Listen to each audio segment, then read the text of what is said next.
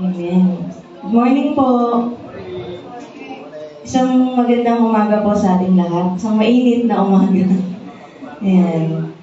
Sa kabila po ng nararamdaman nating init ng panahon, sana po hindi ito maging hadlang para makaawit tayo sa Kanya, makasayaw tayo sa Panginoon, kapurihan siya, kasalamatan siya.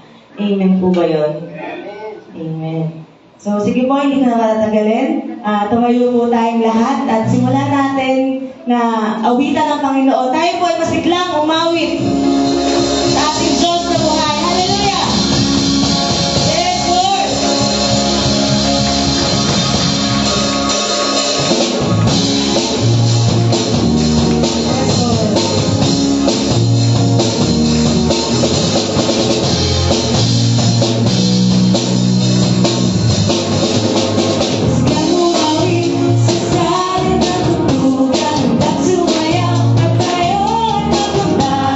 Say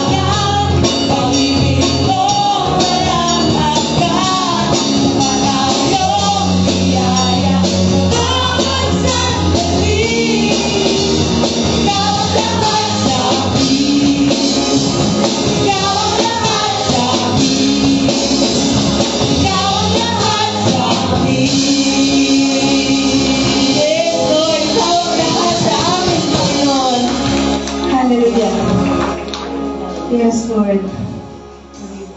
Ikaw nga po, Panginoon, ang aming kalakasan.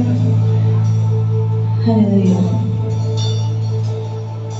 Yes, Lord. At sa mga oras ito, Panginoon, patuloy mong tanggapin ang aming pinakamataas na papulit pagsakasi. Tunay nga, Panginoon, wala na kaming hahanapin pa, wala nang papantay sa inyo, Lord God. Yes, Lord God. Hallelujah.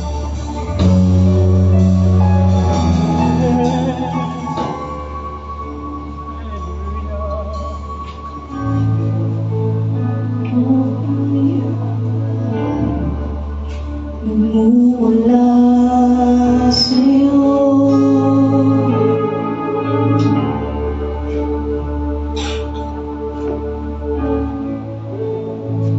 maligaya na kami sa piling mo. Minsan pa kapayapaan.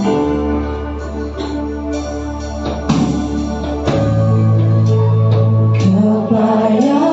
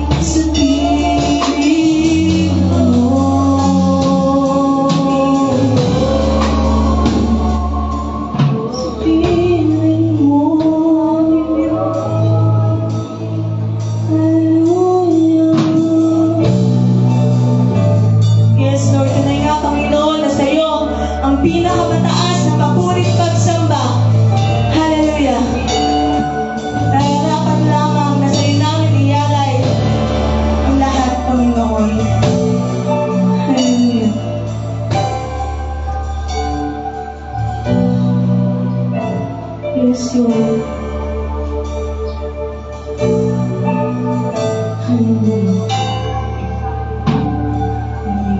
mo ang buhay mo, ika'y ipinako doon sa krus.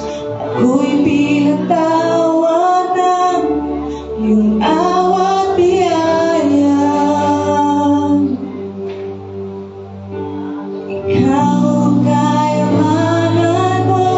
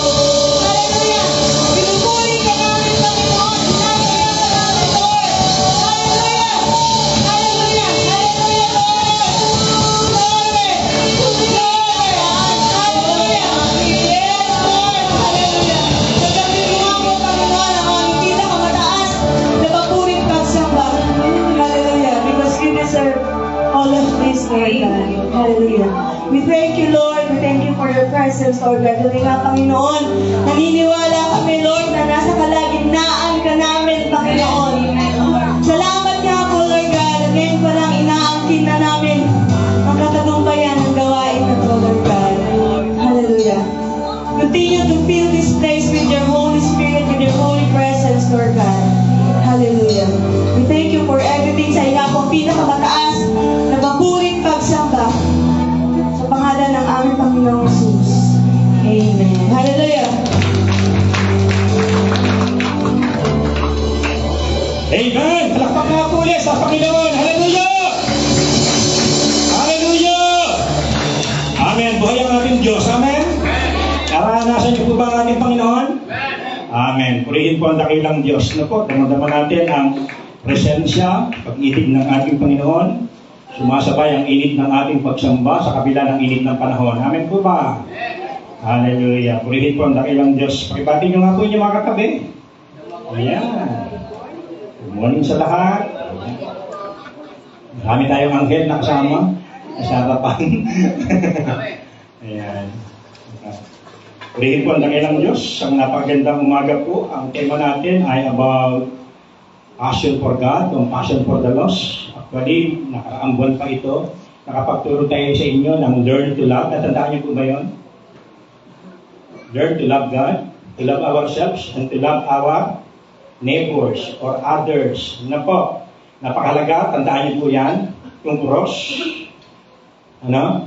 Nawa ang pag-ibig ng Diyos dumaloy sa atin para magawa natin ibigin yung ating kapwa kapantay o katulad ng pag-ibig mo sa iyong sarili.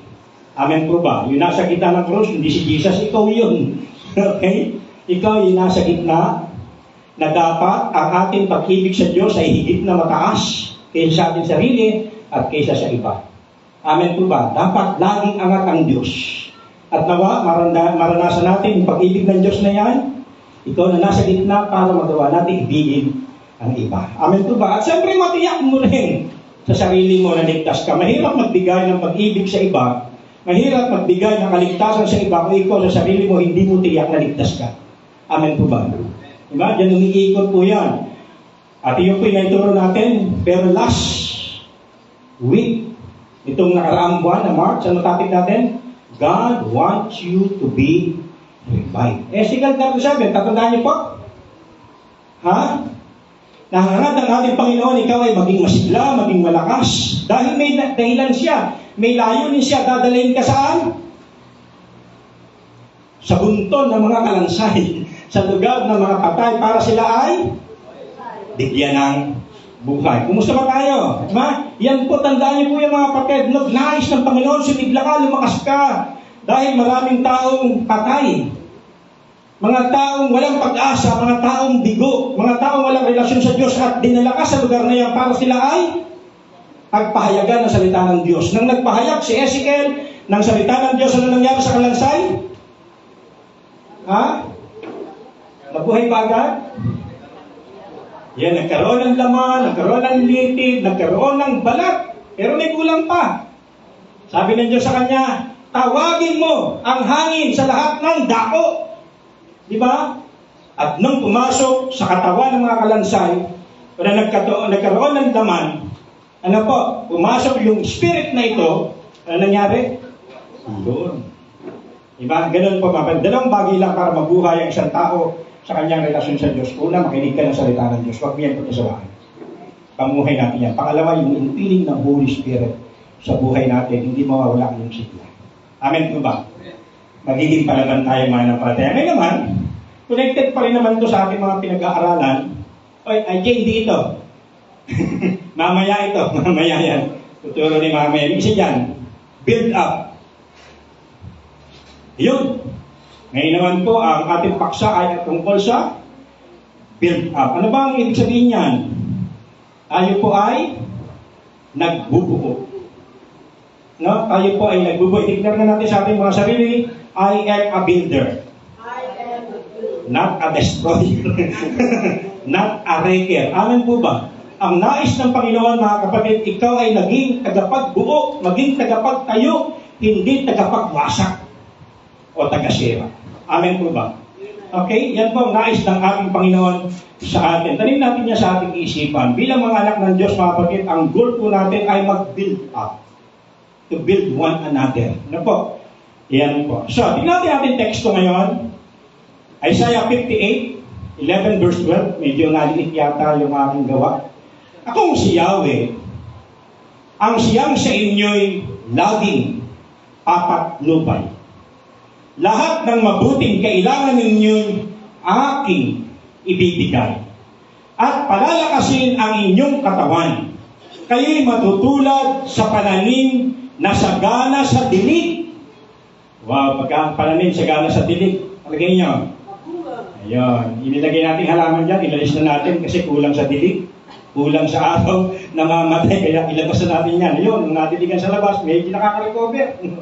Ayan. So, parang gano'n. Pagkapananim, sagana sa dilig, sariwa.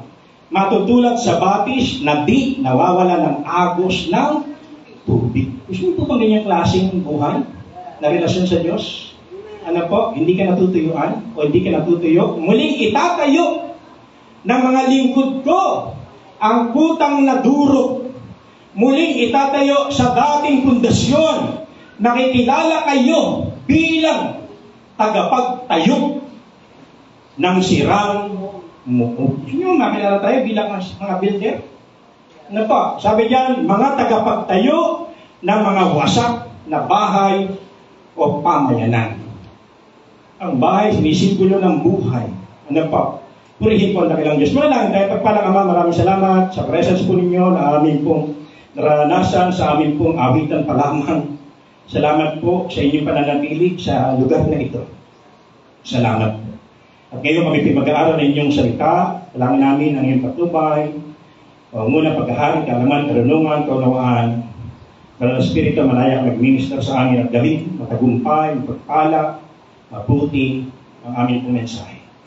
Bless niyo po yung mga naka-online. Bless niyo po yung mga kapatid namin narito.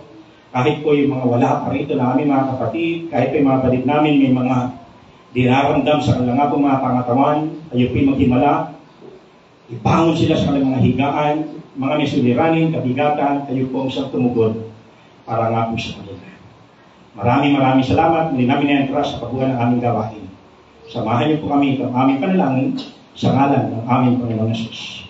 Amen. Minsan pa natin palakpakan ng Diyos sa buhay sa pagbasa sa kanyang nga po salita. Magpalain tayo ng Panginoon at ang salita po niya maging pagpapalak para nga po sa ating.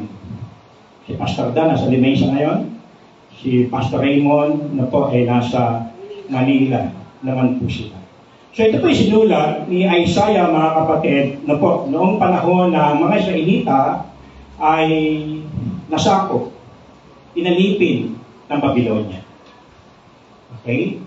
At sa pagkakaalipin sa kanila, yung kanilang mga syudad ay sinira, winasak, yung kanilang mga tahanan, yung mga young people ginawang slave. Na ganun po yung nangyari po sa kanila, mga kapatid. Pero may pangako ang ating Panginoon na muli silang ibabalik kung saan sila nanggaling. Siyempre, sa kanilang pagbabalik, ang unang gagawin sa lugar nila, ng mga tahanan nila, ano po, mga wasak, mga sira, ito po ay kanilang muli, siyempre, bubuuin. Ano po, muli po nila itong itatayo. Ano po, pero ang sabi diyan ng ating Panginoon, ang pangako sa kanila, sila po ay muling papatnubayan ng ating Diyos. Amen po ba? Papatnubayan sa lahat ng kanilang pamumuhay. So napakahalaga, tayo po bilang mga anak niya, alam natin kung saan tayo nagtitiwala. Kung kayo tayo nagtitiwala. Amen po ba? Kung saan tayo nakakapit. Kung saan tayo nakasandal. Amen po ba? Diba? Sapagkat ang sabi po ng Jeremiah chapter 17, verse 5 hanggang 8, sinasabi ni Yahweh, parurusahan ko ang sino mang tumalikod sa akin. Sabi mo siya naman tabi, huwag kang tatalikod. Okay? May parusa. At nagtitiwala sa kanyang kapwa. Sa lakas ng mga taong may hangganan ang buhay. Hindi magtiwala sa mga tao. Ang katulad niya, ito raw, na po, pagka doon ka nagtitiwala sa mga bagay na material, na madaling mag-collapse, mga tao na mayroong limitasyon, may hangganan, mga kapatid, sabi diyan, Ang katulad niya ay halamang tumubo sa ilang, sa lupang tigang, at sa lupang maalat na walang ibang tumutubo. Walang mabuting mangyayari sa kanya. Kanina, papatnubayan na ng Diyos at ibibigay niya ang lahat ng mabubuti na kailangan. At bibigyan niya ng lakas sa iyong katawang nanghihina. Di ba? At sabi dito, sa 7, ngunit maligaya ang taong nananalig kay Yahweh. Maligaya ba kayo? Nananalig kay Yahweh? Pagpapalain ang umaasa sa Kanya. Amen po ba? Di ba? Ang katulad niya ay halamang nakatanim sa tabi ng batisan, ang mga ugat ay patungo sa tubig, hindi ito manganganib kahit dumating ang tag-init. Ano po, yung ibang mga puno na kinakapos ngayon sa ulan, na nasa mga tigang na lupa, ano nangyayari sa kanila? Natutuyo unti-unti. Pero yung mga nasa tabi ng batis, nasa tabi ng ilog, wow, ano po? Sabi niya, hindi ito manganib kahit dumating ang tag-init, sapagkat mamamalaging luntian ang mga dahon nito sa riwa. Kahit di umulan, ay wala itong alalahanin, patuloy pa rin itong mamumunga. Wow, grabe po yung pangako ng ating pong Panginoon sa mga talata pong ito. So, napakahalaga, ang ibig lang pong sabihin na kapatid, na po, na malaman natin again kung kanino talaga tayo nakasandal. Kanino ka talaga umaasa. Kanino ka talaga nakakapit. Kung sa tao ka nakakapit at bagsak yung tao, bagsak ka rin. Amen po ba? Kung sa mga material na bagay, amen po ba? Bumababa yan tawag doon, nagde-depreciate o nawawala. Ano pa, pagkat ka umaasa sa yaman, sa talino, sa kalakasan, mga kapatid, nagbabago po ang lahat ng iyan. At pwede ka maapektuhan kapag yan ay nag-collapse. Pero ang Diyos natin, mga kapatid, hindi kaya kainigin. Kaya kanino tayo ang asa, kanino tayo magtitiwala, no? Sa ating pong Panginoon lamang. Siya po yung Diyos na sabi nga ay mananatili kailanman. Because God is eternal. Amen po ba? Ang Diyos po natin ay eternal. Kaya mas magandang sa Kanya lamang po umasa at magtiwala.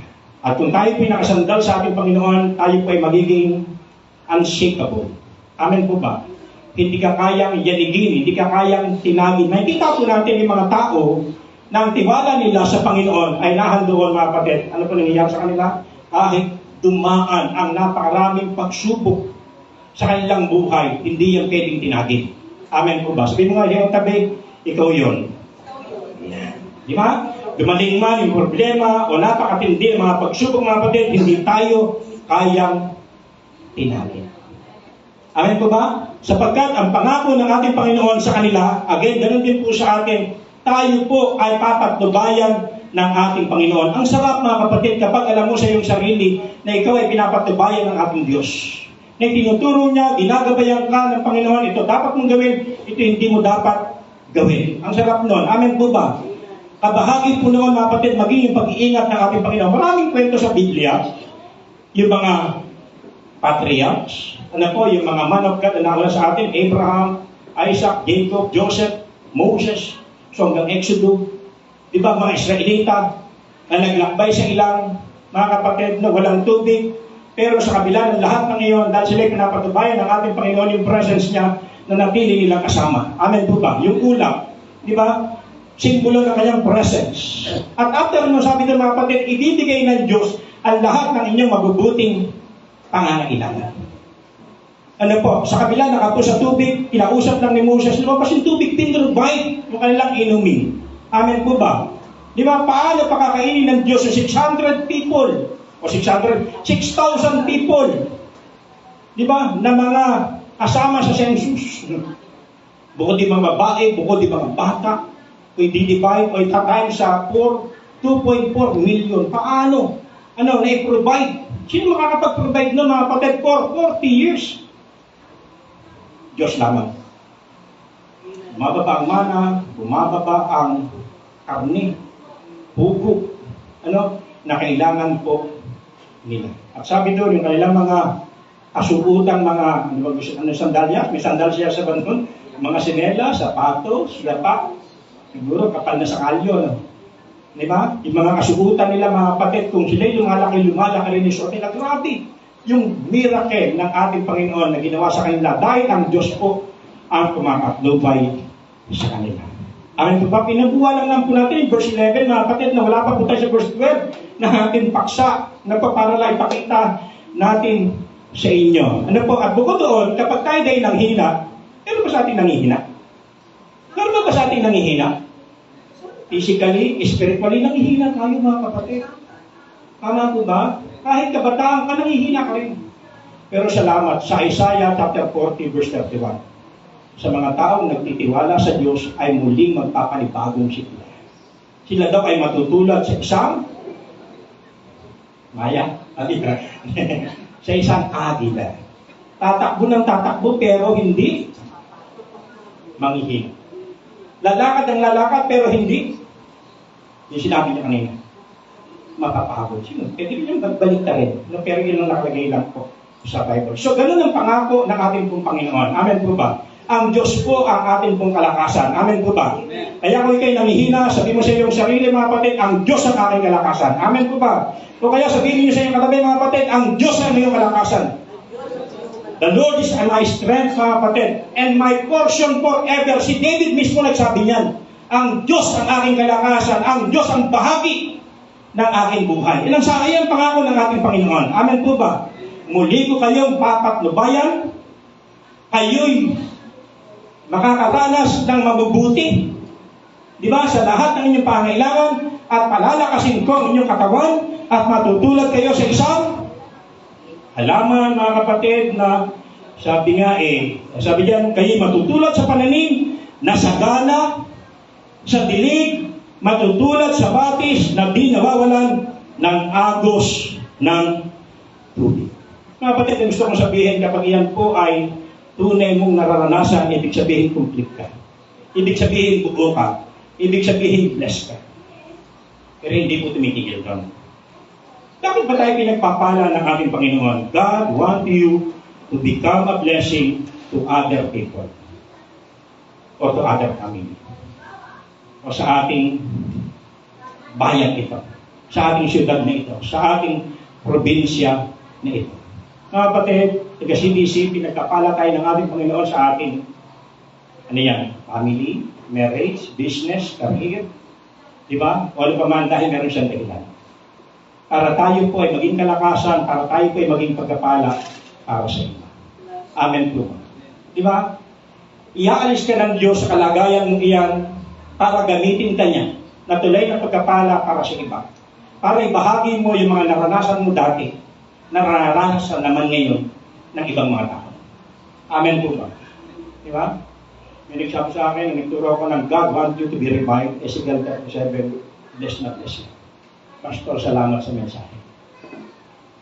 Na kahit pala ako kalansay na, kahit pala ako tigang na, kaya pa rin akong buhay ng Diyos. Tinanong ng Diyos ni Ezekiel. Ezekiel, sa palagay mo, kaya bang mabuhay mga kalansay? Nung sabi ni Ezekiel, kayo po nakakalam. Nung sabi ng Diyos sa kanya, sige, magpahayag ka. Nagkaroon ng laman, nagkaroon ng lipit, nagkaroon ng balat. Kulang pa ng buhay. Ano sabi? Tawagin mo yung hangin. Sa lahat ng dako, pumasok sa katawan ng mga patas. Amen po ba? Diba? Yan ang gusto ng ating Panginoon. Mga kapatid, pinagpapala ka, pinasisikla ka, pinalalakas ka, may dahilan siya. Dadalhin ka niya sa isang lugar ng mga nakaligbing, mga patay, ng mga relasyong wasak, mga relasyong sira, mga relasyon walang mga pag-asa. Kaya nga ang goal natin as Christian, mga kapatid, ay build up sila. Amen po ba? Ganun din dapat, maranasan po natin ito sa loob ng ating simbahan ito. Amen po ba? Palakpakan natin ang ating Panginoon. Hallelujah! Tama ba yan oras natin? Aba, ayos. Kala ko malayo na ako, nainonay pa lang pala. Salamat. Ano po? Sabi po ng verse 12, basahin natin. Yan yung 11, ano? Muli itatayo ng mga lingkod ko ang utang na turo. Muli itatayo sa dating pundasyon. Makikilala kayo bilang tagapagtayo ng sirang muog, mga tagapagtayo ng wasak na mga bahay sa ibang salin, pamayanan. Mga kapatid, maaaring isinulat po ito ni Isaiah sa literal na kalagayan ng Israel. Pero po sa araw na ito, ang mensahe pong ito, mga kapatid, ay buhay pa rin sa atin pong lahat. Amen po ba? Sabi mo nga sa iyo katabi, ang mensahe nito ay buhay pa rin sa ating lahat. Again, sabi ko nga sa inyo, marami pong taong ang buhay nila ay wasak. Maraming tao ang buhay nila hanggang sa kasalukuyan, simulan nung nagkaroon ng pandemic, down pa rin ang buhay. May mga nagkasakit, lalo na po yung mga na-paralyze. Like si Kuya William, na nasa Limay na ngayon. Again pa rin, hirap yung kanyang May mga nawala ng trabaho, hindi nila alam kung ano yung source of income na kanilang atong pagkukuhanan, mga kapatid. Mga pamilya, wasak, merong mga nagkahiwalay, mga kapatid. Pero bakit kaya nangyari sa kanila? Sabi ng John 10:10, the thief comes only to steal and kill and destroy. I will came that they may have life and have it abundantly. Alam natin ang mission ni Satanas tatlo. Magnakaw, tumatay, at magwasak. Pero salamat. Ang mission naman ng ating Panginoon ay bigyan tayo ng buhay na ganap at kasiyasiya. Kung si Satanas ay nagnanakaw ng buhay, literal man o spiritual, mga kapatid, ang ating namang Diyos ang nagbibigay ng buhay. Amen po ba? Sabihin mo sa iyong katabi, ibabalik ng Diyos ang mga ninakaw ng diablo sa iyo. Hallelujah. Amen po ba? Mga kapatid, may nakalagay niya sa Proverbs, pwede mong ideklara. Satanas, ibalik mo ng 7 pesos ang ninakaw mo sa akin. Hinahanap ko lang yung verses, kanina yung makita. Yung verses na gano'n, mga kapatid, pwede mong i-command. Na pwedeng ibalik, mga kapatid, ng kaaway. Kayang i-restore ng Diyos yung mga ninakaw sa atin. Kung ang layunin ni Satanas ay pumatay, literal and spiritual, salamat dahil ang Diyos natin, ang ating Panginoong Jesus ay life giver. Tama po ba? Siya po ang pinagmumula ng buhay. Amen? Diba? Spiritual man and natural, mga kapatid, diba? Siya po ang pinagmumulan ng buhay. Hindi lang basta buhay, buhay na ganap at kasiyasiya. Amen po ba? Kung paanong si Satanas, ang kanyang mission ay mangwasak. Ang ating namang Panginoon Diyos, ang mission niya ay mag-build. Amen po ba? Magbuo. Amen po ba? Kaya po pala ang ating Panginoon Jesus, hindi po siya aksidente na naging anak ng karpintero. Sino ba si Jesus? Jesus, may carpenter. Mga tawag doon? Sticker. Di ba? May boss, etc. mga kapatid. Yan. Ano bang gawin ng karpintero? Yan. Minsan, tinanong na isang teacher, yung isang bata. Sabi niya, anong trabaho ng tatay mo? Sabi niya, carpenter po. Sabi ng teacher, di ang galing ng tatay mo magbuo ng bahay. Hindi po. Magpipintura ng sasakyan. Carpenter pala. Hindi sabi, nakapagtatuloy na sa biro. Hindi pala yun. So, hindi carpenter. Hindi carpenter. So, balik lang tayo. Binigyan ko lang kayo ng biro ng konti. Mga kapatid, ang ating Panginoong Jesus ay, again, isang karpintero. Tingin natin noon, pagka ang isang karpintero, hanggang sa ngayon siguro, parang mahirap lang, mababa lang, mga kapatid. Pero noon, mga kapatid, panahon ni Jesus, ang isang carpenter, para yung engineer. Siya po'y builder. Siya po'y nagtatayo ng bahay. Nagbubuo ng mga pamilyang nasira at nawasak. Ilalagay natin sa spiritual bilang builder. Diba, marami tayong engineer dito. Diba? Ang mga engineer, nagtatayo ng bahay, concern sila sa pundasyon. Yan si Engineer Del. Si Engineer Noling, ginawa to, sabi dyan sa parting dulo, Pastor, ba't hindi ko kaya lagyan na lang ninyo ito ng second floor dito sa dulo?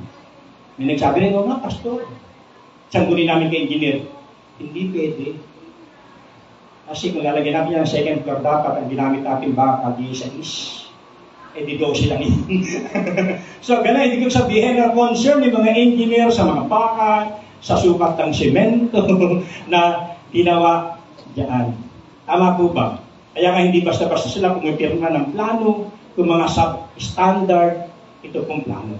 Tama po ba? Di ba minsan, ikita natin yung lugar na to, halimbawa, di ba?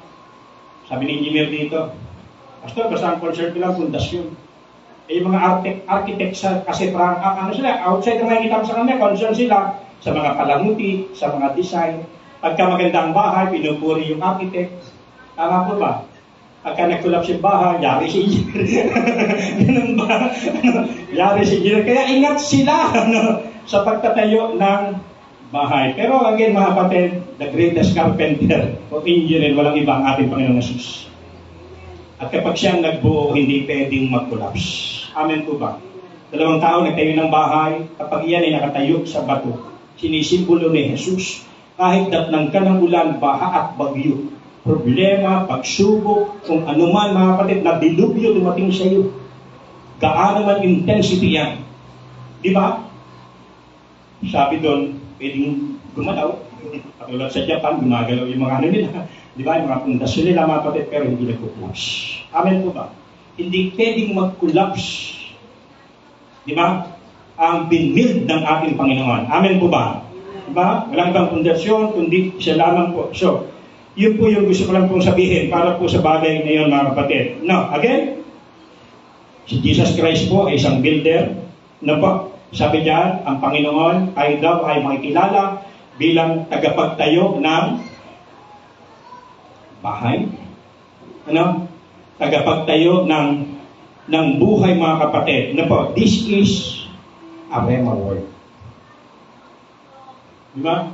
Ito po yung Rhema word, mga kapatid. Sino po rito sa inyo gusto niyang gamitin siya ng Panginoon bilang isang builder? Kasi ganito lang yan. Kung hindi ka builder, ano ka? Kabaliktaran. Amen po ba? Mga kapatid, si Satanas, pinakita natin dito. Ang tungkulin niya mangnira, mangwasak, mang-destroy. Wrecker or destroyer. Pero again, tayo as Christian, tayo po ay mga builder. Tayo po ay nagbubuo. Tayo po ay nagtatakan. At walang iba na mahusay na modelo. Siyempre, ito po ang ating Panginoong Yesus. Amen po ba? Again, sabi po ng John 13:15, binigyan ko kayo ng halimbawa at ito'y dapat ninyong tulatan. Alam natin yung konteksto niya. Pinakita ni Jesus Christ in humility, paglilingkod, walang planggana, di ba? Hinugasan ng paa ng kanyang mga alagad. So, example yun. Ano po ginawa ng ating Panginoong Jesus. At yan po ang ating pupuntahan, mga kapatid, tatlong bagay. Tatlong bagay. Alam natin ang ating Panginoong Jesus ay spiritually builder po siya. At tignan natin yung tatlong bagay na ito na binubuo ng ating Panginoon hanggang sa kasalukuyan. Binubuo niya pa rin. Inaayos niya pa rin. Number one, tingnan natin yung tatlong bagay, 3 things that Jesus built up. Number one, the relationship of man to the Father. Ano po? Binubuo ng ating Panginoon una yung relasyon ng tao sa kanyang Ama. Amen po ba? Alam natin, ang tao nung nilikha ng ating Diyos, diba, ayon sa kanyang wangis. At nung nilikha ng Diyos ang tao, sa verse 26 ng Genesis chapter 1, kapatid, nalikha na ang lahat. Amen po ba? Always provided na ang lahat. Ano po? Ginawa ang tao para pamahalaan ang lahat ng nilikha na ito. At tandaan niyo ba yung 6 days? Kung ano-ano yung mga nilikha ng ating Panginoon? Ano yung una? Let there be light. Dilim ang bumabalot. Di ba? Ano sabi ng Panginoon?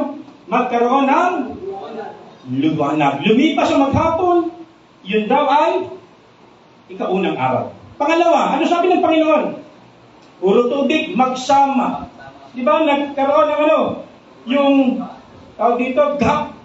Nilagyan niya ng gap. Mga kapatid, hinati niya yung tubig para lumitaw ang langit o kalawakan. Yun daw ay kalawang araw. Amen po ba? At sa lupa, no, sabi ng Panginoon, magsama sa isang dakon lahat ng tubig na tinawag niya karagatan para lumitaw sa lupa. Sa lupa, pinasibol niya lahat ng klase ng puno, halaman, etc. na namumunga. Yun daw ay 3 araw. Ika-4 na araw, ano? Para maging basehan ng taon, edad natin, araw, lumikha siya ng 2 tanglaw. Ano yun? Buwan at araw. Magbibigay ng liwanag. Tama po ba? Panlima. Ano sabi ng Panginoon? Magkaroon ng lahat ng klase ng may buhay sa tubig, mga dambuhala. Lahat ng klase ng nabubuhay. Magkaroon ng lahat ng klase ng nabubuhay dito sa himpapawid. Sa kalawang mga ibon. Ang daming uri ng mga ibon. Tama po ba? Yun ay kalawang 5 araw. Pang-anim. Bago tao, meron pa eh. Magkaroon ng lahat ng uri ng mga hayop. Maamo, may ilap, malalaki, maliit. Sabi niya sa verse 26, ngayon naman, gawin natin yung pinaka-special. Lahat ng ngayon nangyari sa pamagitan ng salita. Amen po ba? Pero ngayon, nililok niya ang tao. Di ba? Inortihan. Ang mukha ni ba? Hindi ko na kung paring Alex. Tayo. Hindi gumagalaw. Ilingahan sa ilong. Naging solical. Yun.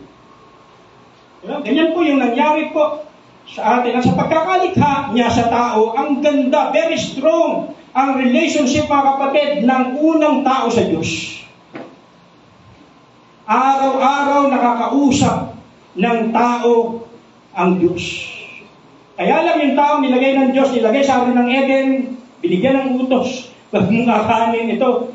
Itong bunga nito, pwede mong kanin ito. Pero ito, huwag mong kakanin. Nagbibigay ng karunungan, kaalaman, tungkol sa mabutit masama, sapagkat kapag kinain mo ito, ikaw ay mamamatay.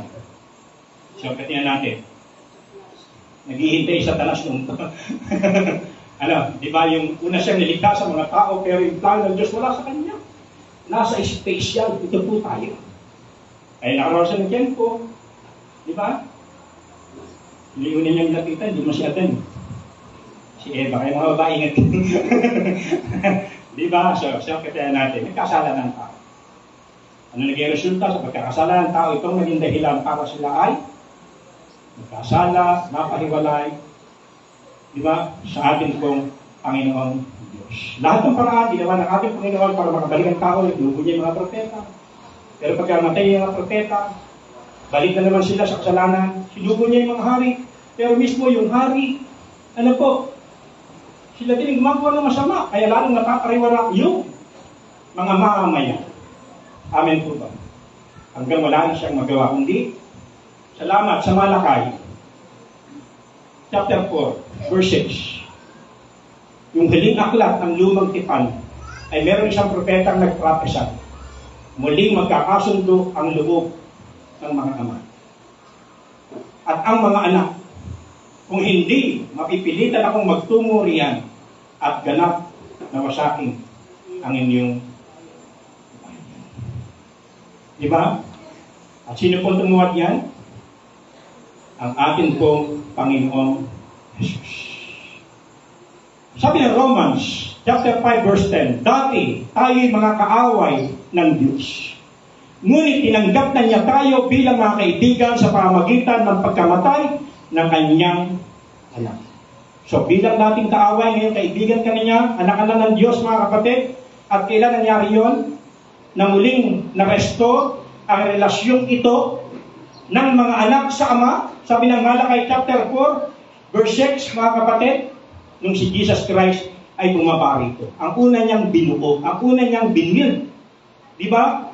Yung mga taong mga kasalanan ay makipag-ayos sa ating pong Panginoong Diyos. Amen po ba? At siya'y nagkwento. Okay? Wala. Ayan. Balik mo lang doon. At siya'y nagkwento. Prodigal son to eh. Di ba?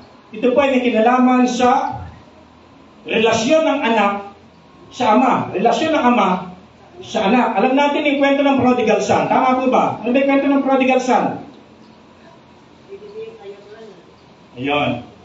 Merong isang tatay, may 2 anak. Di ba? Ano ginawa ng anak na bunso?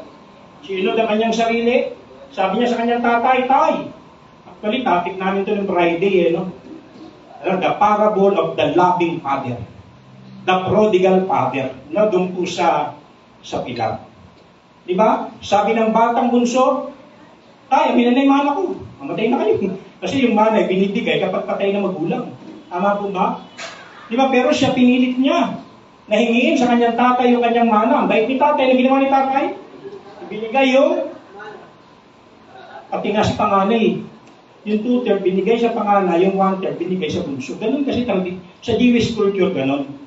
2/3 yung mana, doble, mga kapatid, kaysa doon sa bunso. Ang problema, ano ginawa ng bunso? Nang ito po ay nasa kanya na, ginawang pera yung mana. Nung maging pera na, siya'y nagpakalayo-layo. Mga kapatid, after ang tao ay nagkakasala, ang kasunod, separation. Nung nagkasala si Eva at si Adan, sila po inawalay sa hardin ng Eden. Di ba? Ayan. Sila po inawalay sa hardin ng Eden. Ganun din po yung alibughang anak na ito. Nung siya'y may pera na, nagpakalayo-layo siya, sabi ng Biblia, ginastos niya raw ito. Di ba? Sa masamang pamumuhay. Ano ba yung mga masamang pamumuhay? Ayun, alak, babae, lalaki, may drugs. Alam natin. So, kahit gaano ang pera, kapag mayroong mismanagement, ubus yan. Hindi niya namamalayan, wala na pala siyang pera. Wala na rin mga sumama sa kanya. Nagdalita siya.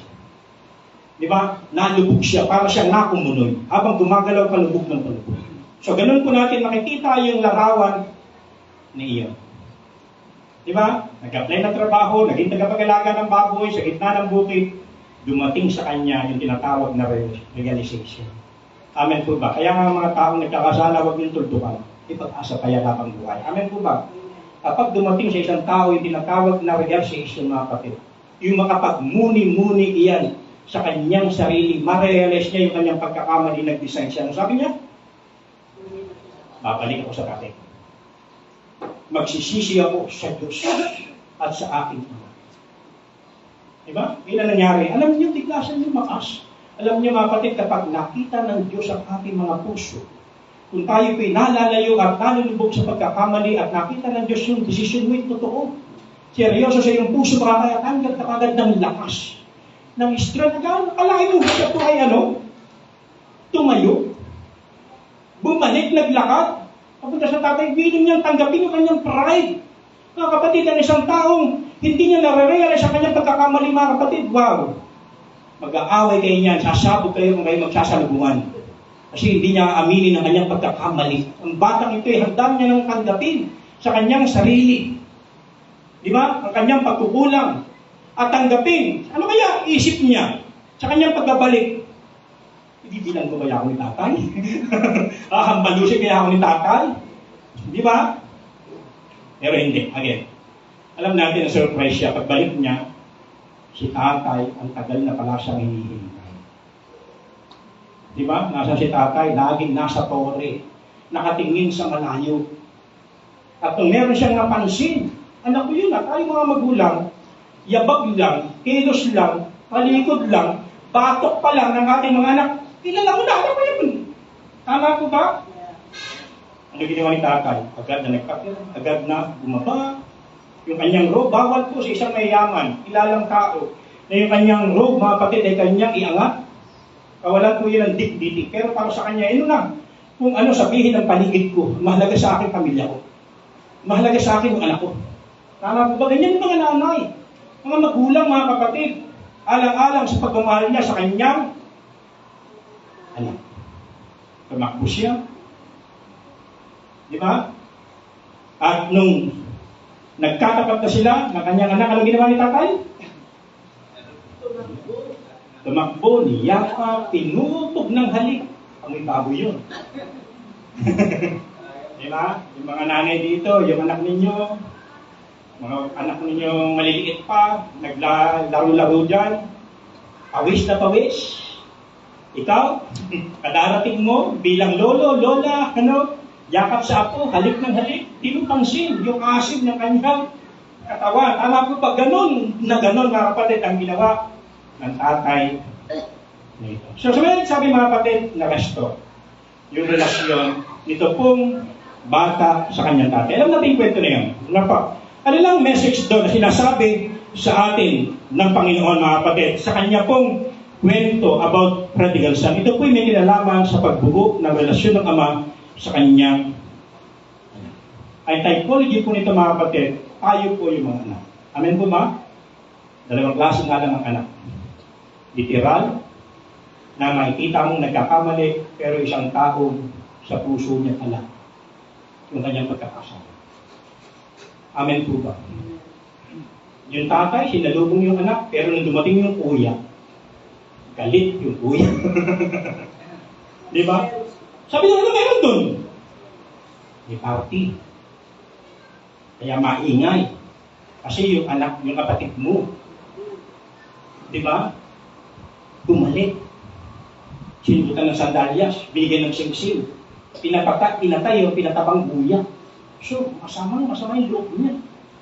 Kasi siya, bilang anak, kasama ni tatay, pero kanyang isip, sleep. Pero yung anak, sa kabila nagkasala, pagamat sabi niya rin, na ganoon din siya sana ugali, sabi niya, sabi ko lang sa tatay ko, gawin niyo na lang po akong isa sa mga alila ninyo. Slave mentality rin. Kapatid, pinapalitan po natin yun ng son and daughter's mentality. Ayaw po yung mga anak ng Diyos. Amen po ba? Di ba? Yung pagiging anak ng Diyos sa atin, hindi nawawala. Maaaring kapag tayo naalalayo at nagkakasala sa Kanya, yung ating fellowship sa Kanya na apektuhan. Pero yung relasyon mo sa Kanya bilang Kanyang anak, hindi nagbabago. Amen po ba? Mahal ka pa rin ng Panginoon. Kapag nakita niyang nag-decide kang bumalik sa Kanya, again, ano ginawa ni tatay? Hindi niya lintala kung sabihin ng ito. Nagsilbi pa nga siyang kapit. Sapagkat noon, kapag ang isang anak, sinira niyang pamilya niya, ang kabayaran is to death. Nakipagkarerahan si tatay na ito sa kanyang mga kamag-anak, sa tita ng batang ito. Sa kung mauna, pwede silang dumampot ng bato at patayin ng bata. Pero siya, ang nauna, niyakap niya ito, kaya wala nang magawa. Yung mga iba pang tao, tatay na ito. Alam niyo po ba, ganyan po ang ating relasyon sa Diyos.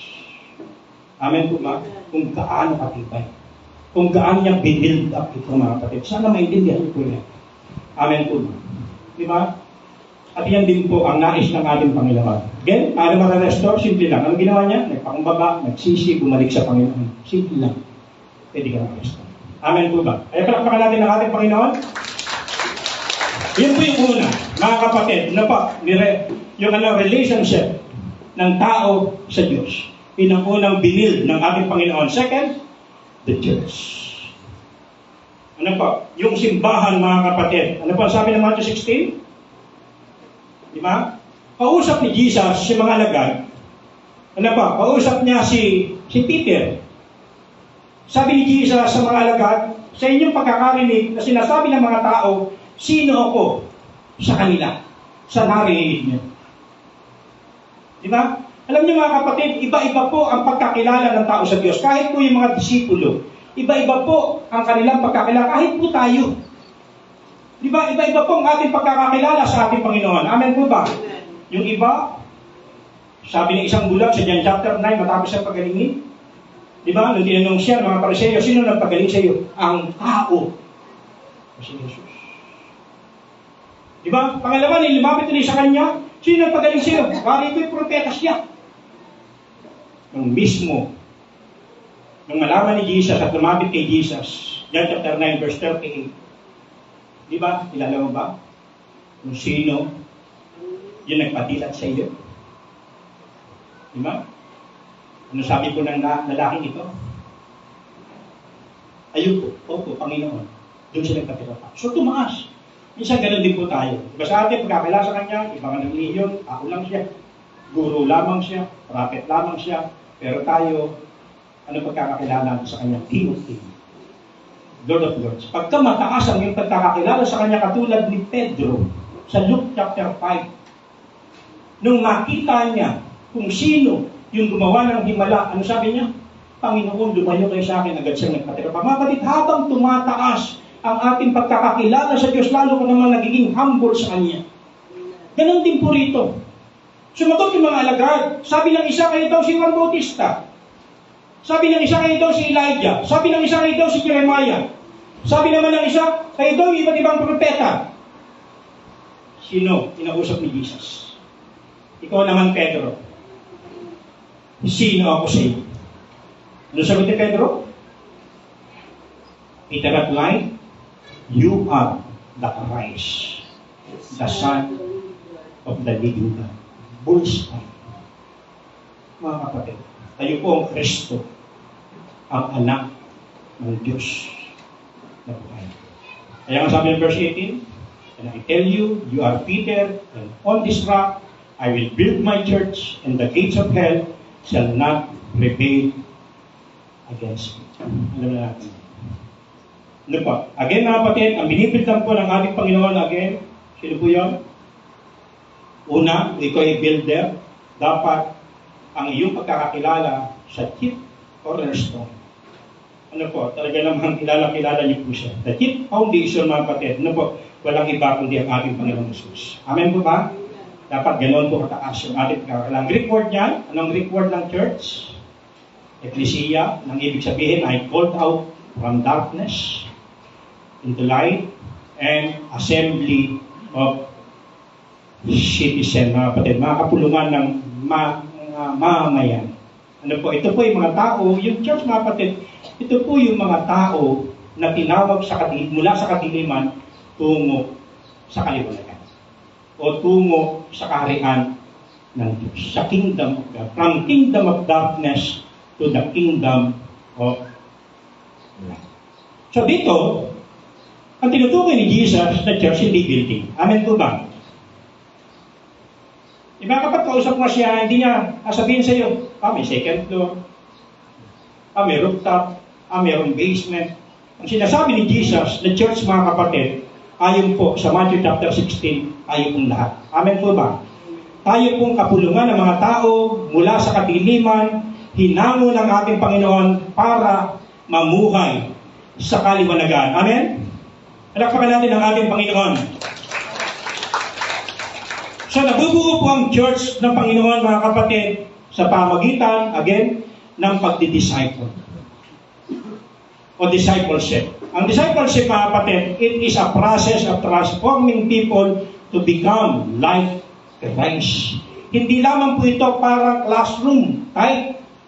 Ano po, ang paggawa ng mga alagad, papasok tayo dyan, mga kapatid, sa ginagawa natin na prayer of three. Ito po yung proseso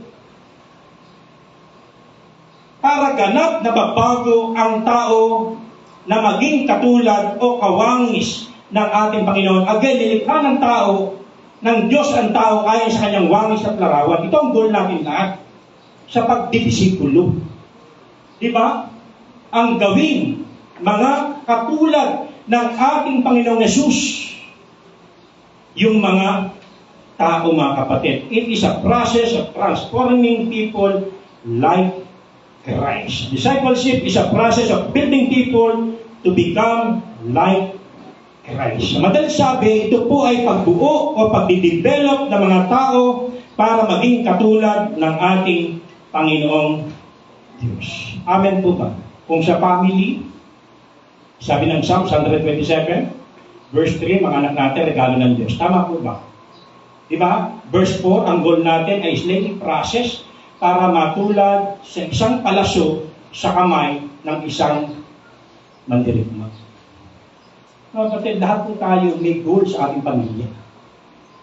Ang silang proseso para maging isang palaso sa kamay ng isang mandirigma. Yung isang palaso, hindi po agad iyan palasong diretso. Galing po yan sa isang sanga na baluktot, ininitan, nilihap, ininisan, binarnisan, nilagyan ng sima, nilagyan ng buntot, sa gagamitin ng manunudlak. Para kapag pinakawalan, bullseye sa kanyang target. Lahat po tayo. Mula sa loob ng ating tahanan, yan ang ating goal. At tayo sa loob ng ating tahanan, yan ang ating goal. Mga kapatid, di ba? Kaya natin sila pinaprocess for discipleship. Again, hindi lamang po yung classroom type. Buhay na buhay po yan, nakapagod dyan. Amen po ba? Hallelujah. No, kaya if you, sabi nga, if you are part or member of the church, mga kapatid, Again, hindi tayo perfect. Wala akong tinawag sa atin na dati ng banal. Wala akong tinawag sa atin ng Panginoon na dati ng mabait. Tama po ba? Na dati ng matino, matalino. Mga kapatid, lahat tayo galing sa bibig. Lahat tayo galing sa kaharian ng kaaway para ilipat sa kanyang kaharian. Amen po ba? Iyan po ang church. Dahil sapagkat, ang sabi ng Biblia, mga kapatid, hindi niya raw tinawag yung mga banal. Diba? Sapagkat sabi po ng Romans chapter 3, lahat po raw tayo hindi nakaabot sa kaluwalhatian ng ating Panginoon. Amen po ba? Dapat makita po natin yan. Diba? At inarawan ang church bilang katawan ng ating Panginoon Jesus at siya pong ulo. Tama po ba? At wala raw taong namumuhi sa kanyang sariling katawan. Sa halip, ito ay kanyang pinahalagaan, minamahal, pinakakain. Kapag ako kumupa ay pangit, ano ba? Galit na galit ka ba? Gusto mo na iyang putulin? Sa halip niya ang iba, gagastos siya, gagawa ng paraan, bibili ng beautics para, di ba? Pagandahin. Yung mga ngipin nga ng iba sa atin, nag-giray-giray o sungko-sungke, ano ginagawa natin? Yan, si Dr. Abba, di ba? Lalapit sa dentista para magpa-brace. No? Para, sumakto. Ako, wala na i-brace sa akin. Kasi tatakbo na. Yung mga matibay. Di ba? So, ano ibig ko lang sabihin mga kapatid? Lahat tayo, ang ginagawa natin sa ating katawan, ito po ay inaayos. Pinapaganda. Ano pa? Iba sa atin, nag-gym, para yung kanyang postura. Di ba? Magkaroon ng muscle. Tama po ba? Iba sa atin, yung puting buhok, pinapakulayan. Ano po, para naman batang tignan. Tama po ba? Kaya parang gusto ko na rin magpakulay. Dati kasi pagka kami nagpupunta ni Missy sa park, hawak kamay, para doon kami magsyota. Pero ngayon, tawagin sa akin lolo. Lolo, tatay, punta sa palengke. Lolo, ano po? Dito sa akin. Ano po, lolo? Parang gusto ko na magpakulay, para. Kaya tingin sa akin, mas matanda pa mo yung Mrs. Yan, totoo yun. Totoo naman yung mga kapatid. So, ano lang ibig ko lang sabihin mga kapatid? Alam niyo po, lahat tayo. Magsalita tayo. Ano mang ginagawa natin, tiyakin po ninyo. Ang atin pong sasabihin ay makakapag-build up sa bahay. Amen po ba? Yung anak ko nag-birthday, di masaya siyang lumabas, pero bumalik siyang umiiyak sa galit. Kasi nga merong isang kapwa niya kabataan, binati siya ng condolence. Birthday, binati mo condolence. Di ba? Sa halip na happy birthday, hindi siya gano'n. Kapatid, paano ka nagsasalita? Di ba? Ang salita mong lumalabas sa iyo nakakapag-build up, bumubuhay. O kumakain. Start sa ating panalangin, tiyakin po natin, nakakapag-encourage tayo, nagpapatotoo tayo rito, nagbibigay tayo ng encouragement, nagtutulong tayo rito sa pulpito, nagbibigay tayo ng encouragement, bumubuhay tayo mga kapatid, nag-build up tayo. Amen po ba? Sa mga sinishare natin, binibuild up natin yan. Dapat yan po yung matalim sa atin po as a church. Diba? Hindi pagpasok natin ang simbahan, ano nakikita mo? Kung nandito, kung nandoon, sila lang talaga sama-sama. Mga kapatid, diba? Hindi po iyan ang trabaho ng simbahan. Amen po ba? Ang trabaho ng simbahan, mga kapatid, ay mag-build up. Nasa araw na ito, ba't hindi natin promise sa ating sarili? Lord, ako po ay magiging bahagi ng pagbubuo. We are part of a builder, not a destroyer. Not a wrecker. Amen po ba? Sabi mo nga sa mga katabi, ikaw ay builder. Kailangan, mga kapatid, alam niyo po, ako hindi ko alam kung bakit kayo naririto.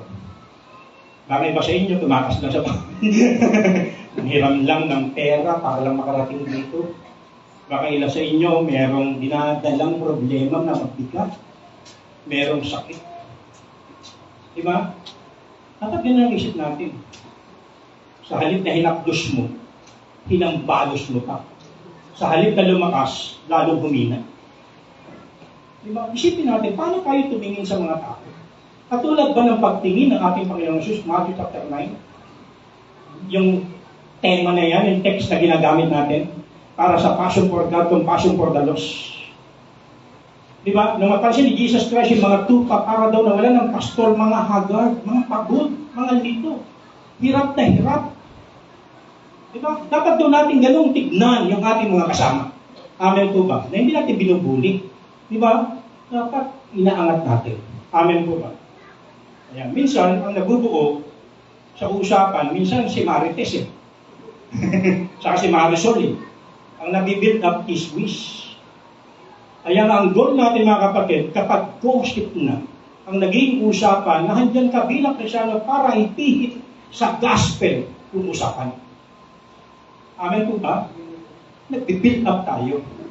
Yan po yung goal natin sa isa't isa.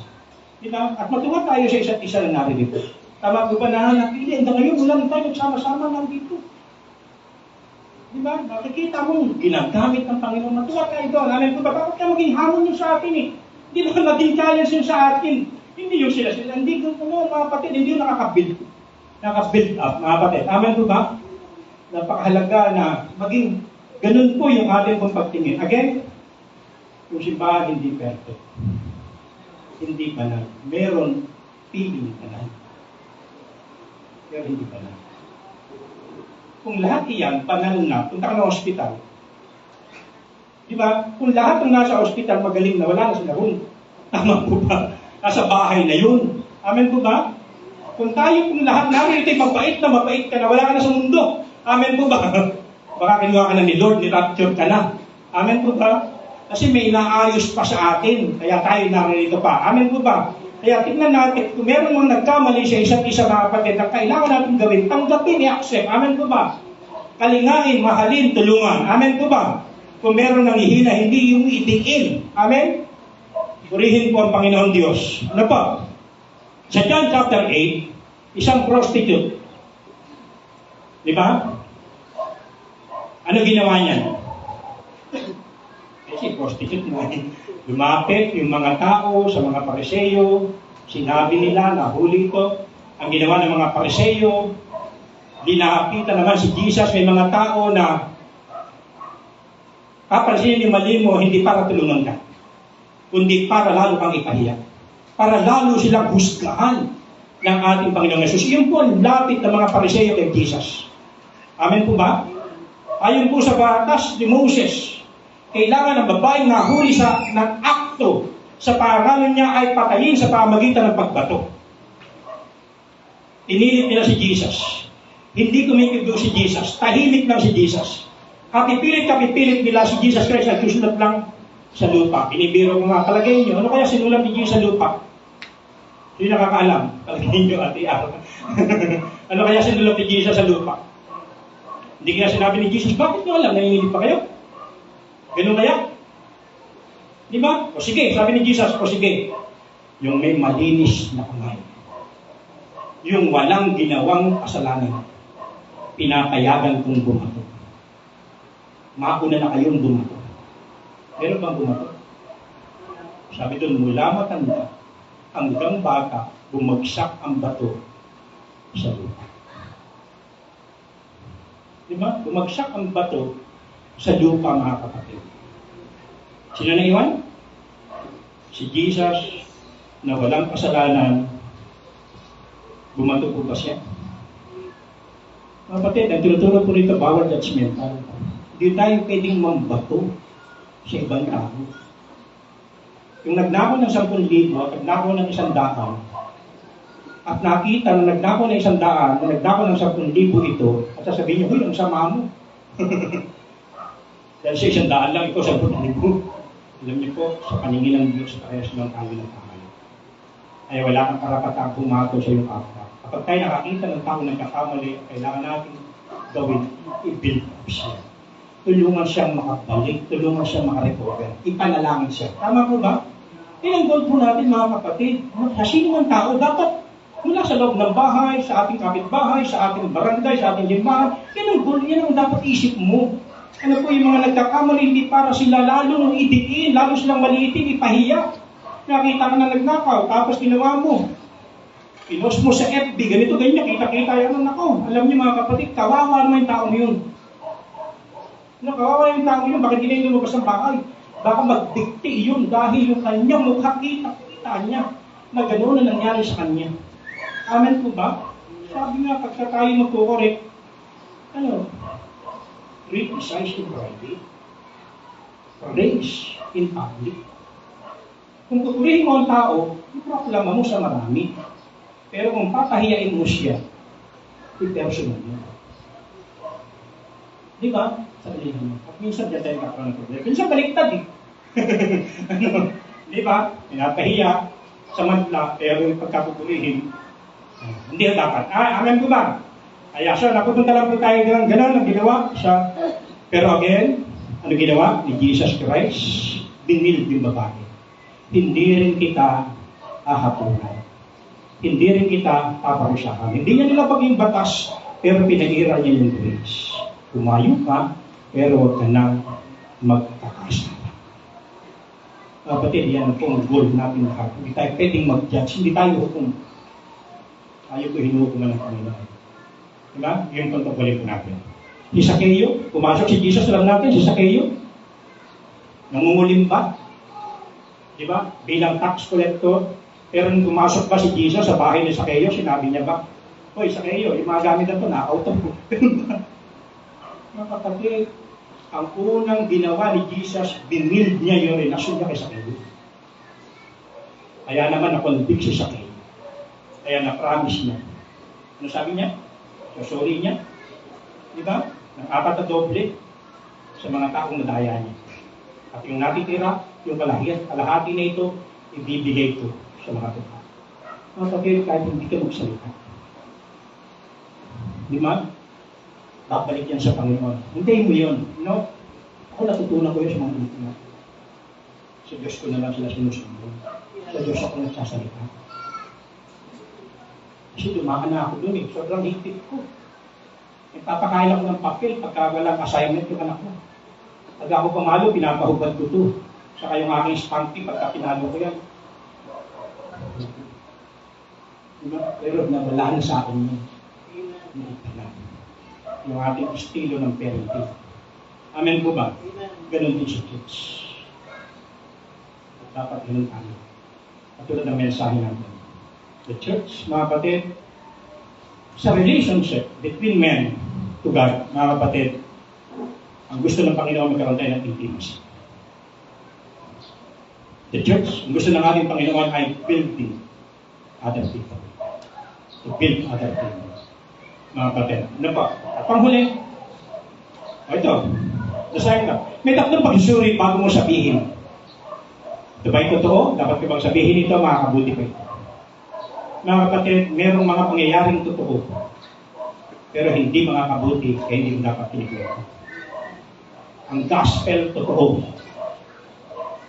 Dapat mong sabihin dahil makakabuti. Tama po ba? Kung yan binabalita mo ay totoo, pero alam mong kahit ako makakarinig niyan, di ba, mag-iiba ang aking impression. Di ba? At hindi makakabuti, kung natin sabihin. Amen po ba? Kaya dapat makapasa tayo sa ganyan. Yan po yung aking, noon ko pa yan tinuturo, kapatid, nasa Cavite pa po ako. Yan po yung aking prinsipyo. Sabi, totoo, makakabuti ba ito? Dapat ko bang sabihin ito? Okay? Kaya minsan, kala ko makakabuti, sabihin ko. Diba? Pero kung hindi totoo, kahit di makabuti, di ba sabihin? Okay? The kingdom of God. Ito naman, ang gusto ng ating Panginoon, ito may kinalaman sa territory. Okay? Yan yung mga text, lampasan ko na, katandaan na po natin yan. Ano po, malapit ang paghahari ng Diyos, kaya kung siya natin, talikdan mga kasalanan, yan, ganun din po sa Matthew 4:23 at Matthew 6:10. Kung tayo mananalangin, Lord, let your kingdom ginawa, panalangin niya ng ating Panginoong Jesus, gusto niya yung kanyang paghahari dito sa mundo, sakupin niya ang buong earth. Amen po ba? Sapagkat mga kapatid, ang mundo ay nasa paghahari ng kaaway. Tama po ba? Ang mundo ay nasa paghahari ng away. Dumating ang simbahan, meron tayong dahilan. Si Jesus Christ pumunta rito mga kapatid para yung kanyang kaharian, yung kanyang paghahari ay sumakop sa mga tao. Kaya nga, to call out one. Di ba? From darkness to light. Tinatawag niya yung mga nasa kadiliman para sa kaliwanagan. From kingdom of darkness to kingdom of light. At ito pa rin po yung goal. Nung tayo po ay na-colonize ng mga Spanish, yung ating, ano yun? Kultura, pananalita, pamumuhay, di ba? Nasakop nila tayo. Amen po ba? Ngayon naman, ganun din po ang gusto ng ating Panginoon Jesus. Yung kultura ng langit, maging kultura ng lupa. Amen po ba? Di ba? Yung ugali ng langit, maging ugali ng lupa. Di ba? Mula sa loob ng simbahan pong ito. Kaya nga tayo inuutusan kumayo, mangaral, Matthew chapter 28, 18 to 20, Mark chapter 16, verse 15, John 15, 16. Hindi tayo pumili sa Panginoon, tayo kanyang pinili para tayo humayo, mamunga at manatili ang bunga. Luke chapter 24 and Acts chapter 1, mga kapatid. Di ba po yan? Inulit-ulit po yan. From Matthew hanggang Acts. Ang tawag yan ay repetition principle. Ang isang salita na inulit-ulit mga kapatid, ibig sabihin, napakamahalaga niya. At yan po yung ating matapos. Bilang mga Kristyano. Kaya tayo piniprepare na sa church. Sapagkat isang araw tayo po'y maghaharing kasama ng ating Panginoong Jesus. Amen po ba? Kaya tayo sinasanay. Kung hindi ka train, ipalagay mo. Paano ka mamumuno? Paano ka mamamahala? Di ba? Kaya again, ang gusto lang ng ating Panginoon, sa area ito mga kapatid, bilang mga tao ng Diyos. So bakit tayo umahayo? Galing kami sa CPT, kaya resulta namin, Pilar. Di ba? Yung iba, sila Kuya Ate Dory, Kuya Kuya Ogie, asawa niya, Ate Pet, sila Angie, di ba? Yun, yung Sibul, yung Grego, di ba? Yung tayo pinag-Bible study. At iba pa natin ginagawa na may kinalaman sa ating Panginoon mga kapatid, iyan po ay ginagawa natin para yung kingdom of God ay lumawak na lumawak. Diba? At kapag ginagawa mo yan, ibig sabihin, tumutupad ka sa naisin ng ating Panginoon na kanyang mangyari, na gusto niyang mangyari dito sa mundo ito bilang mga kanyang mga anak. Amen po ba? Again, kung ikaw po mga kapatid ay kabilang sa simbahan, mga kapatid, yan po ang ating tungkulin. Tayo po ay magpalawak na kanyang kaharian. Una, ang tulungan ng mga taong iwalay sa Diyos para makabalik sa Panginoon, para magkaroon ng ibigay. Again, magbago ang ating pananaw. Yung mga taong church, mga kapatid, hindi yan perfect. Meron talaga tayong pagkakamali. Hindi natin mape-perfect talaga yan. Tao tayo. At pwede pa nga mangyari yung ginawa ng tao, magawa mo rin kasi nasa katawan ka pa rin ito. Pwede ka maging maingat. Tama po ba?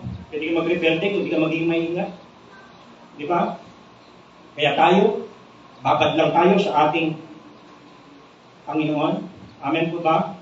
At tayo po ay pinalalakas, pinasisigla dahil, again, yung kingdom of God, nais ng ating Panginoon na gamitin tayo rito para lalo itong lumaganap, lumaki ng lumaki. Pero kung ang simbahan, mananatili lang sa apat na sulok na ito, palagay mo.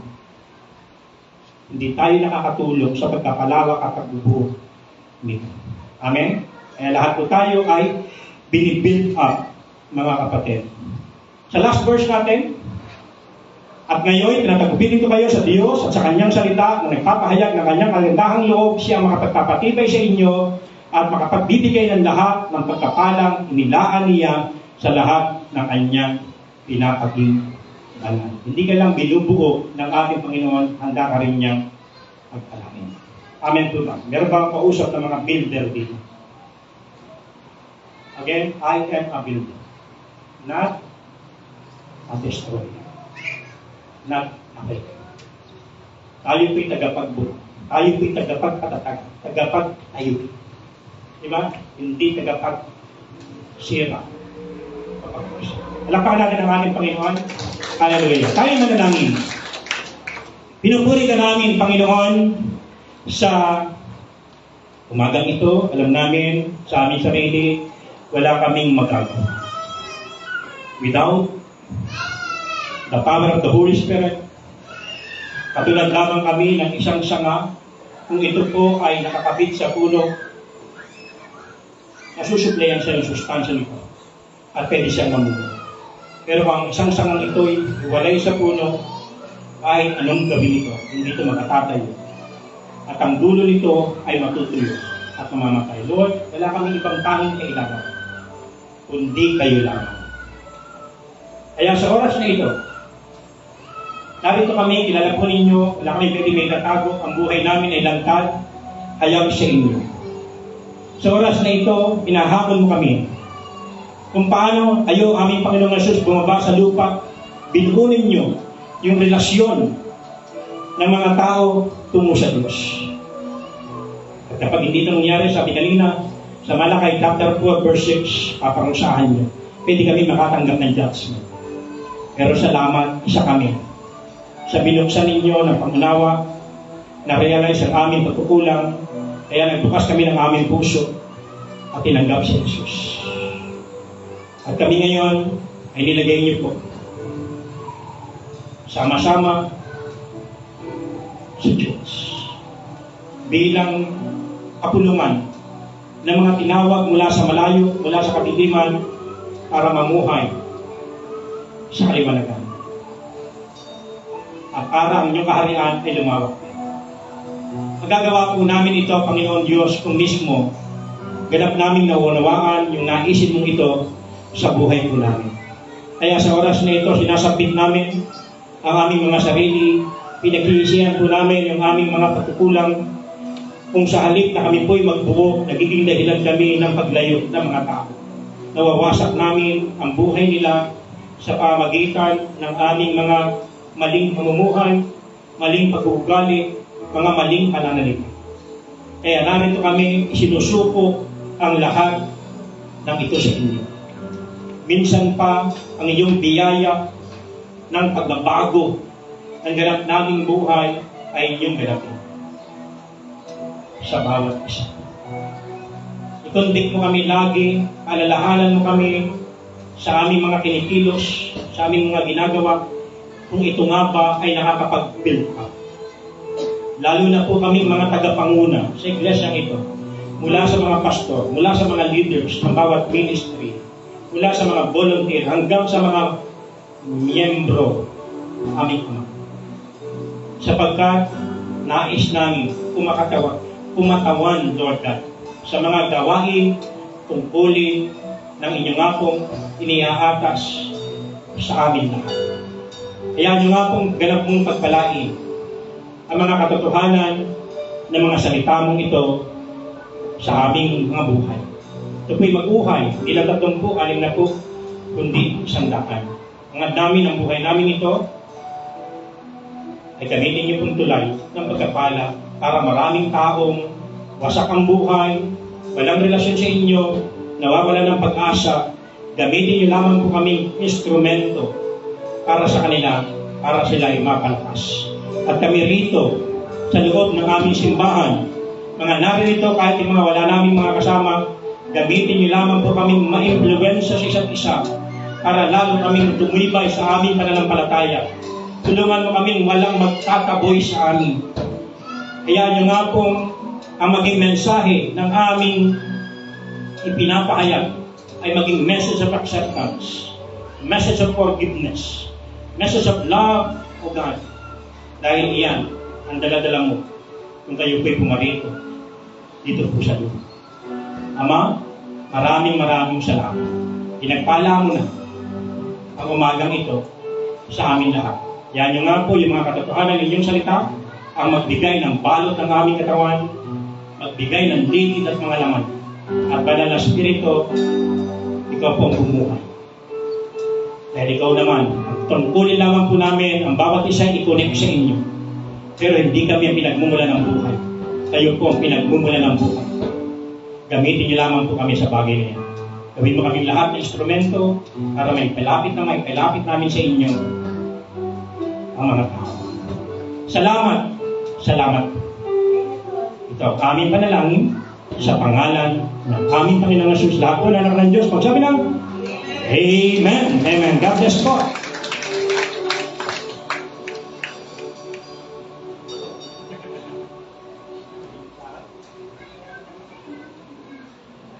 Napakainit daw dito. Totoo po yun. Mainit dito sa atin. Sino po dito yung pinagpala ngayong umaga? Marami pong pagpapala talaga, no? Unang-una yung buhay.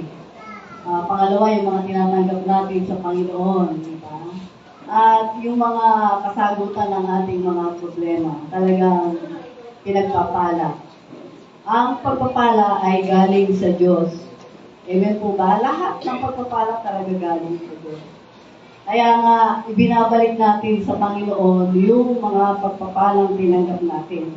Ang sa totoo lang, ang ibinabalik natin sa Diyos ay sinabi na niya kung magkano. Di ba? Magkano po? 10% ng ating income ang ibinabalik natin sa Kanya. At kung sasamahan, sa 100% na income natin, kung 10% sa Kanya, marami yung porsyento sa atin, 90. Hindi pa magkamali sa mga. 90. Pero kung itatabi natin yung 20%, ano yung 20%? Savings. Nagtatabi po ba tayo? Tayo nag-iipon? Mahirap ba mag-ipon?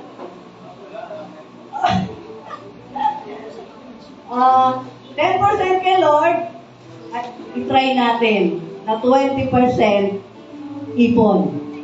At yung 70%, saan po?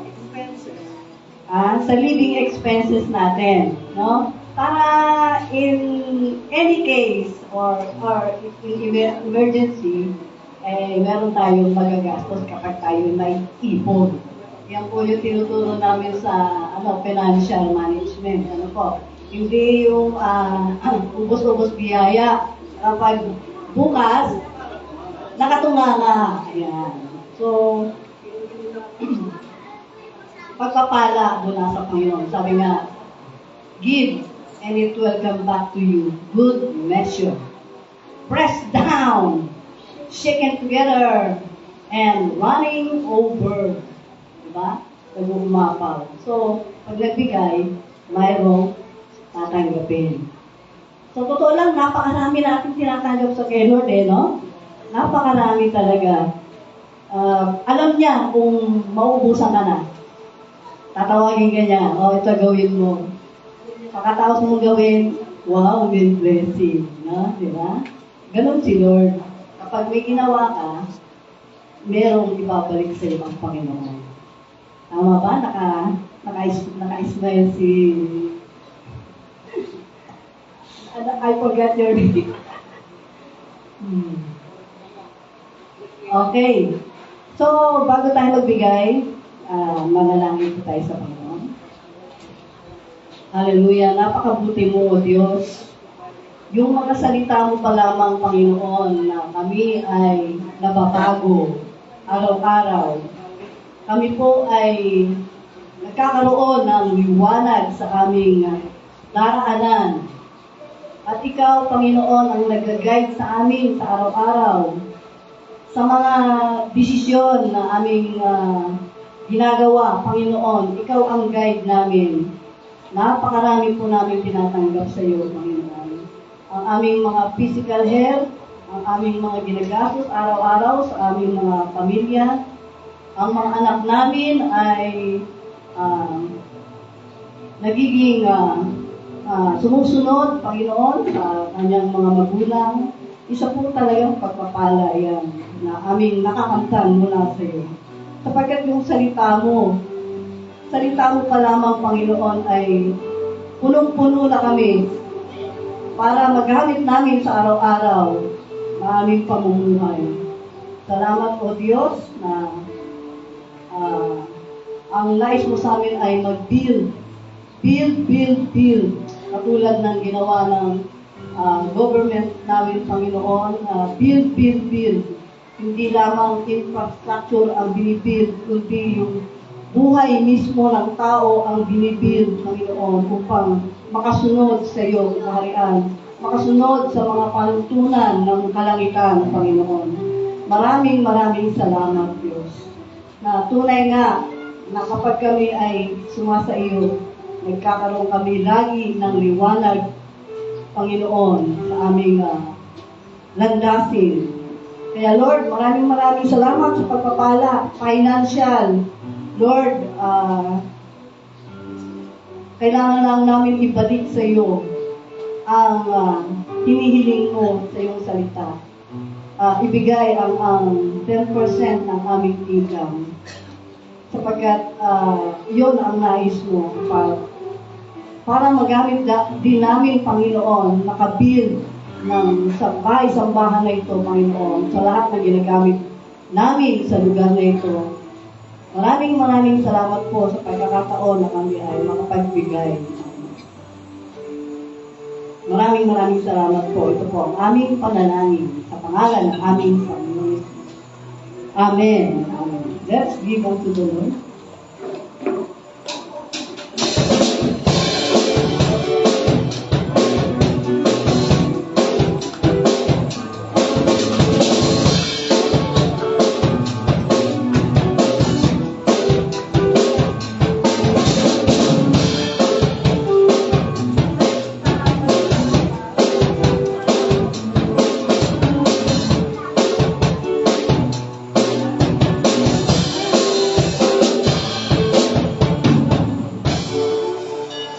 Mga baby, inutos. Magdala na dito ng offering, no? Okay. Dumago naman po tayo sa ating announcement. Okay. Our birthday. Okay, happy birthday kay Reynadette Pangilinan. Andito ba siya? Andito yung nanay at tatay. Si Kuya Renato, musta ka na? Pwede natin patayo si Kuya Renato? Si Kuya Renato, siya yung na-aksidente na sinere ni Ate Edith noong nakaraang linggo. Tama? Pero ngayon, malakas na malakas. Nakatagal na ng tricycle, malakas pa ngayon. Di ba? Praise the Lord. Iningatan ng Diyos. Di ba? Ang Diyos ang kanyang buo. Okay, Jonas Baroga. Jonas, ito na. Okay, happy birthday. And Jessica Mariari. Nasaan na si Jessica? Dito nakita. Wala na? Okay. Awitan ba natin? Okay, awitan daw natin.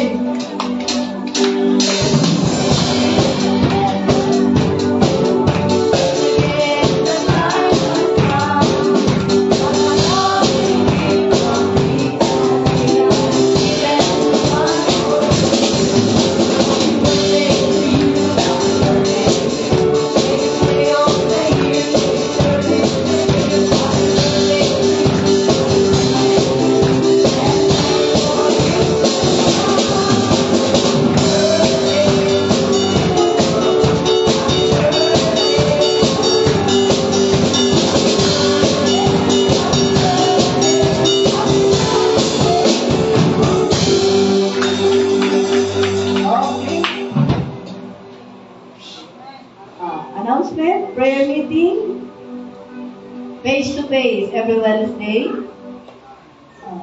Meron din tayong online prayer meeting sa ating Facebook account ba yan? Okay. Online. Okay. Next. Care group meeting, May 7, after the service. Oh wow, ito ang pinakamasarap nito. No? Kahit meron tayong meeting, ano nakalagay sa huli?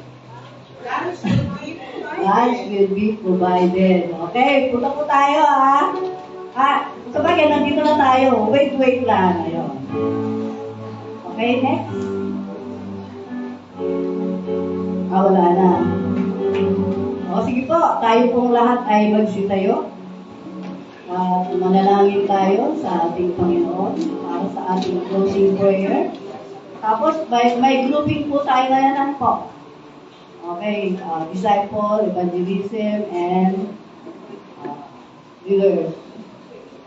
Okay, hallelujah.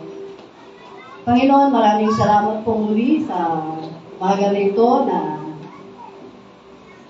napakinggan namin ang iyong mga salita na patuloy na nagpapalakas sa amin bilang tagasunod mo. Maraming salamat na maraming kang itinuturo sa bawat isa sa amin, pagpapalakas sa aming pananampalataya, bagamat dumadaan kami sa maraming pagsubok ng buhay. Ito po ay aming nalalampasan dahil sa tulong mo, Panginoon. Iniingatan mo kami, pinoproteksyonan mo kami, Panginoon. Ginaguide mo kami sa daan na aming patutunguhan upang kami ay maging patuloy na malampasan ang lahat ng pagsubok na aming dinadaanan.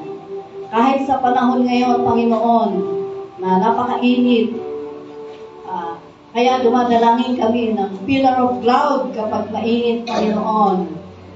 Daig pa nito ang aircon, Lord God, sapagkat ikaw ang siyang nagbibigay sa amin ng kaginhawahan, kapayapaan, patuloy na ang kapangyarihan mo ang siyang sumaamin.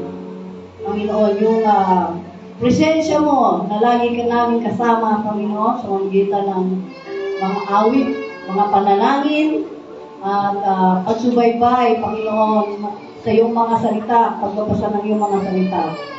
At Lord, tunay nga na patuloy mo kami iniingatan sa araw-araw, bagamat nagtatrabaho para may source of income, sa mga lahat ng uri ng ginagawa, sa mga offices. Lord, ngayon, ang school, na marami pong nagkakasakit sa kanila dahil sa sobrang init, Panginoon. Kaya nagkakaroon ng dahilan, Panginoon, upang ang mga estudyante ay work from home, nag-aaral ngayon sa kanilang mga tahanan, gumagamit ng modular ngayon, Panginoon. Salamat dahil hindi ka nagpapabaya, Panginoon. Binibigyan mo ng karunungan, kaalaman, maging ang mga guro, maging ang mga namamahala sa aming bayan, Panginoon, para sa kapakanan ng aming mga anak ng aming mga anak, Panginoon. Tunay nga na i-bless mo itong mga ito. Sapagkat kami, Panginoon, ay nasa iyong kawan. Maraming salamat sa oras na ito na patuloy na ang kapangyarihan mo ang aming naranasan. Sa aming praise and worship na patuloy na ginagamit mo, bagamat, Panginoon, yung iba ay may mga sakit sa oras na ito, ang Ramos family, ang kagalingan ay sumakanila sa oras na ito sa pangalan ni Jesus. At patuloy, Panginoon, na pinupuri ka namin sa napakadakila mong gawa sa buhay ng bawat isa, Panginoon. Maraming salamat po, Panginoon, ay taas ang iyong pangalan at mapapurihan. Ito po ang aming dalangin sa pangalan ng aming Panginoong Jesus. Amen. Amen. Isa pa po, ihayag natin na si Jesus ang ating kalakasan. Amen.